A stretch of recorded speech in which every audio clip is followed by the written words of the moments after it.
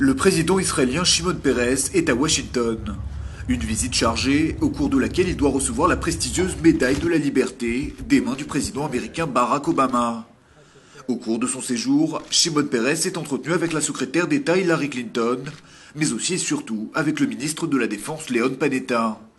Sans surprise, c'est l'Iran et son programme nucléaire qui ont été longuement abordés par les deux responsables, qui étaient également accompagnés par le chef d'état-major de l'armée américaine, Martin Dempsey. Leon Panetta a profité de sa rencontre avec le président israélien pour vanter les mérites de la coopération militaire entre Israël et les États-Unis.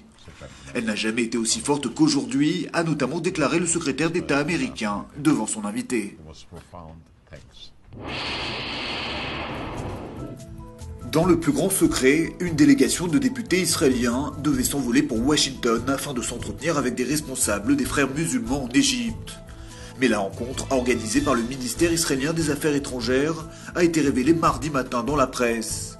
Conséquence, la confrérie islamiste a décidé d'annuler la rencontre prévue aux États-Unis, une rencontre à laquelle devaient prendre part les députés de la Knesset Yitzhak Vaknin du parti religieux Shas et Ahad Amar, issu de la formation Israël Beitenu. L'initiative avait néanmoins été critiquée en Israël, certains responsables estimant que les frères musulmans n'enverraient sur place que des sous-représentants et que les discussions engagées n'auraient alors aucune utilité.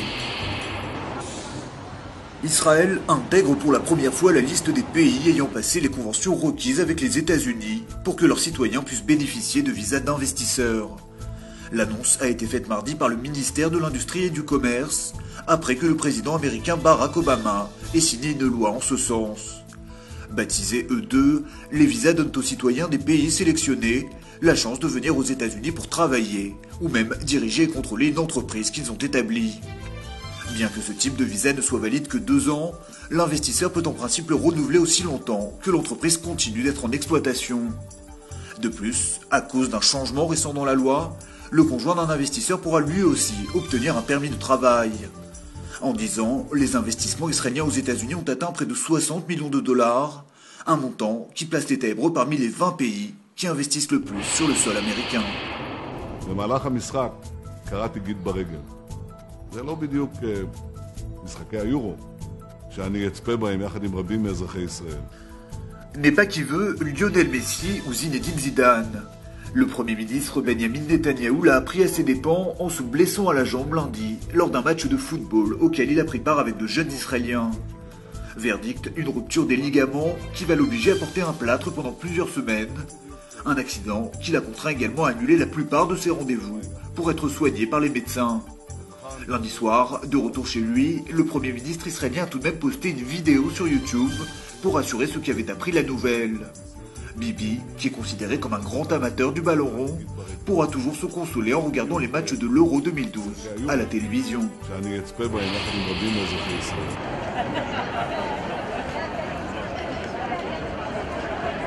David Arquette vient de devenir majeur à 41 ans. L'acteur américain de passage en Israël pour filmer une émission sur les voyages a eu droit à une bar mitzvah improvisée sur la terre de ses ancêtres. Alors qu'il assistait lui-même à la communion d'un jeune inconnu, quelques participants lui ont suggéré de faire de même et de se lancer. N'ayant pas fait sa bar mitzvah, bien qu'il soit juif par sa mère, David Arquette s'est volontiers laissé convaincre. Accompagné de 2 hommes lui tenant la main, habillés de blanc et une kippa sur la tête, l'ex-époux de Courtney Cox a porté les rouleaux de la Torah avant de prononcer quelques prières en hébreu phonétique. L'acteur a semblé ravi par ce moment de reconnexion avec ses origines qui s'est déroulé devant le mur des Lamentations à Jérusalem. Reste à savoir maintenant s'il fêtera sa bar mitzvah à son retour aux États-Unis.